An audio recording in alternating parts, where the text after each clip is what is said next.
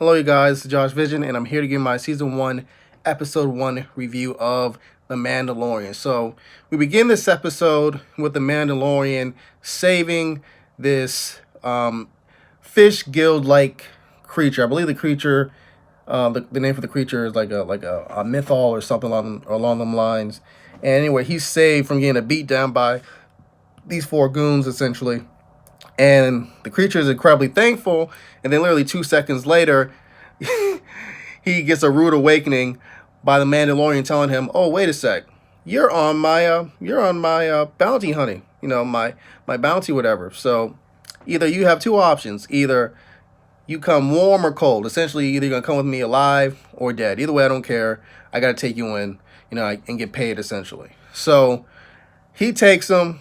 They take a speeder to the Mandalorian's own cruise ship, essentially, which turns out to be Clone War era. That's when it was made, around the time of the prime of Anakin, Obi-Wan, and Yoda, and Mace Windu.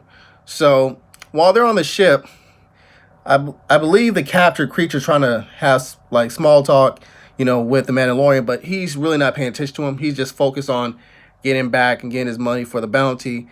And the creature asks, "Can he go to the bathroom?" So the Mandalorian's like, "Okay, cool, whatever." So he lets him go downstairs, and I believe the creature's trying to find a way out, but the Mandalorian catches him right in time and proceeds to freeze him, and just like in The Empire Strikes Back when Boba Fett froze Han Solo. So they get to the destination they're supposed to get to. The creature's frozen solid, and Bobo. I'm sorry.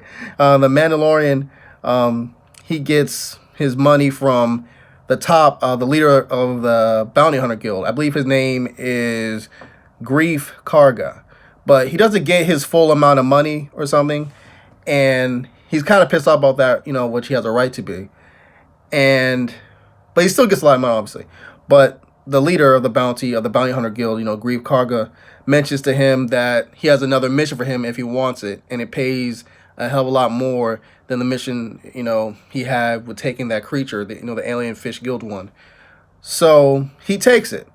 And the point of the mission, I believe, is to retrieve something, And before, I go into detail about it, when he enters a location, there's like 4 or 5 stormtroopers. And they got their guns loaded, and the Mandalorian got his little spear, his little electric spear ready.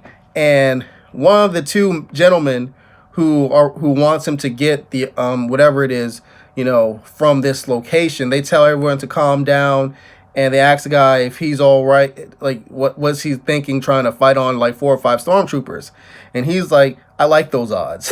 And it's funny because the actor who plays, the character, of the Mandalorian, we all know him from Game of Thrones, playing Oberyn, and that's something Oberyn would say, so I got a little, chuckle out of that. So the missions explained to him. He has to go to this this planet called Arvelo 7, and I believe Arvelo 7, and get whatever they want him to get.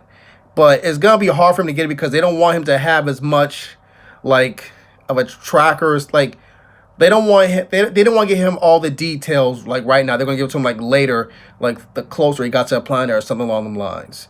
I believe the older gentleman who's giving him the instructions was saying it didn't matter to him if he was dead or alive. The other gentleman, who seemed to be a scientist and seems to really care for whatever the thing is, wanted the thing alive, so on and so forth. So I believe the older gentleman, gives him some type of Mandalorian, Burke steer or something like that, some type of thing they use for their armor.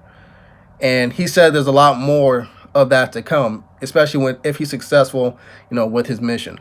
So we see the Mandalorian. He goes into this, seems to be a Mandalorian kind of tribe thing. It was like he went to some place with the the image and all that stuff there, and he spoke with a blacksmith. It seemed like a female blacksmith, Mandalorian blacksmith, and she was talking about how they could get this could help some along the lines of that, that Burke steer, whatever he got, will help a lot, in the future for their people, some along them lines. and we see him have a flashback of when he was younger, you know, and them getting attacked by separatists along the lines. And he mentions after the flashback that he hopes to help other foundlings. So I'm assuming foundlings means like orphans, you know, like children. So we see him make his way towards Arvella 7, and he meets this, I believe, vapor farmer, small dude. Very funny guy, very wise dude. And the guy saves him from getting attacked by this kind of rhino-like animal, because I believe the Mandalorian took out one, but the other one was coming at him, almost broke his arm off if the vapor farmer didn't come in time. So after that, the vapor farmer tells him about how it's been hell, like where he lives, since they showed up, you know, other hunters and bountiers and all that stuff, and he feels as though that the Mandalorian is a different breed from them, and that he can sort of give peace to the planet, you know. And he was wondering why. Why do you think I'm so different? He was like, because you're a Mandalorian. And it seemed like he knows a lot about the Mandalorians, because he told the Mandalorian that his people used to ride a certain type of prehistoric animal, which was like the ancestor to the animal that almost broke off the Mandalorian's, you know, arm earlier. So the Mandalorian is able to conquer this animal and be worthy enough to ride her, you know, to get what he needs to get to. So he gets the location of where the thing they like of his mission, where he has to get this certain object. But he sees that there's already like a robot bounty hunter there, you know, causing trouble and making it hard for him to evade, you know, enemies, etc., etc. So he gets there. He tries to tell the robot assassin, you know, bounty hunter assassin, that they're part of the same guild, and he gets a shot to the chest for it.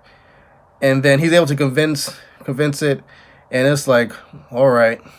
He's like, so, but I think I got it first before you. He's like, listen, we'll split the profits, 50-50. He's like, okay, cool. So they have this amazing shootout with the enemies. Like, seriously, it was like a Western. They're trying to dodge these blasts and all that, trying to get through the door to get whatever they need for their mission to be successful.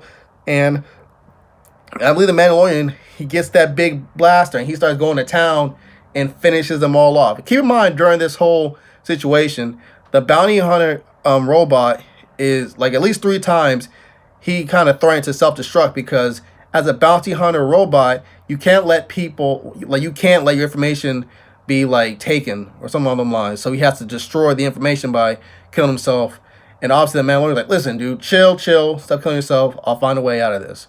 So eventually they kill him off, as I mentioned before, with the Mandalorian, like, using that blaster to kill them all off, you know, the enemies. And he used that blaster to blast the door open. So we get inside and we find what? A baby freaking Yoda, essentially. You know, well, at least a baby of the same species as Yoda, obviously. And I believe the bounty hunter robot says that we have to kill it. I was given orders to do that. And the Mandalorian's like, no, we don't have to. He's like, I have to. So before he could kill it, the Mandalorian was like, ah, dead. You're dead. So the episode ends with the Mandalorian and baby Yoda basically doing an ET, in which they're trying to put their fingers together and all that stuff. And that's how the episode ends. Thank you guys for watching this 9-minute review. If you have any comments, write them down, please. I'd love to engage with you guys. And this is Josh Vision. Adios.